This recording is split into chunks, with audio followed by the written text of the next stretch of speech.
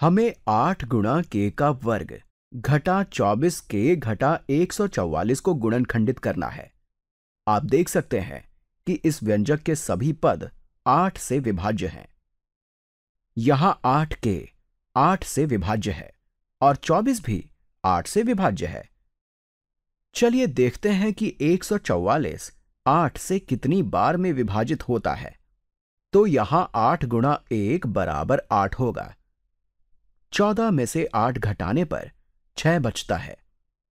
अब इस 4 को नीचे लाएंगे। 8 गुणा 8 बराबर 64 होगा।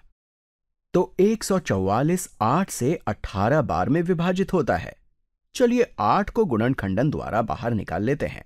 उसके बाद हम इस व्यंजक को सरल करेंगे।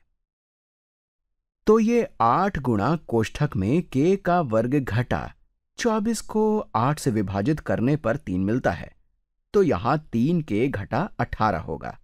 अब हम इस व्यंजक का गुणनखंडन करेंगे। ध्यान दीजिए, जब भी हमारे पास x का वर्ग जमा bx जमा c के रूप का कोई व्यंजक हो जिसके अधिकतम घात वाले चर का गुणांक 1 हो, जैसा कि यहां कोष्ठक में है, तो उस व्यंजक का गुणनखंडन करने का एक आसान तरीका यह है कि हम ऐसी दो संख्याएं ढूंढें जिनका योग x के गुणांक के बराबर हो। तो वे दो संख्याएं जिनका योग ऋणात्मक 3 हो और जिनका गुणनफल इस अचर पद के बराबर मतलब ऋणात्मक 18 हो, वो क्या होगी? चलिए 18 के गुणनखंडों को लिखते हैं। ये 1 हो सकता है और क्योंकि ये ऋणात्मक है इसलिए एक संख्या धनात्मक और दूसरी संख्या ऋणात्मक होनी चाहिए। तो अगर ये 1 है तो ये 18 होगा और इन दोनों में एक धनात्मक और दूसरा ऋणात्मक होगा। अगर ये ऋणात्मक और ये धनात्मक होगा तो इनका योगफल 17 होगा। और अगर हम इन दोनों के चिन्ह बदल दें तो इन दोनों का योगफल ऋणात्मक 17 होगा। इसे हम ऐसे भी लिख सकते हैं, धनात्मक या ऋणात्मक 1 और ऋणात्मक या धनात्मक 18, जिससे यह स्पष्ट रहे कि इन दोनों के चिन्ह अलग होने चाहिए। लेकिन इससे हमारा काम नहीं चलेगा। अब हमारे पास धनात्मक या ऋणात्मक 3 है और ऋणात्मक या धनात्मक 6 है। धनात्मक 3 और ऋणात्मक 6 का योगफल ऋणात्मक 3 होता है, जो कि हमें चाहिए। और जाहिर है कि धनात्मक 3 और ऋणात्मक 6 का गुणनफल ऋणात्मक 18 होता है। तो हम धनात्मक 3 और ऋणात्मक 6 को लेके आगे बढ़ेंगे।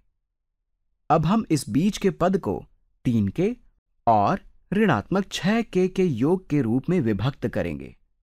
तो चलिए ऐसा करते हैं।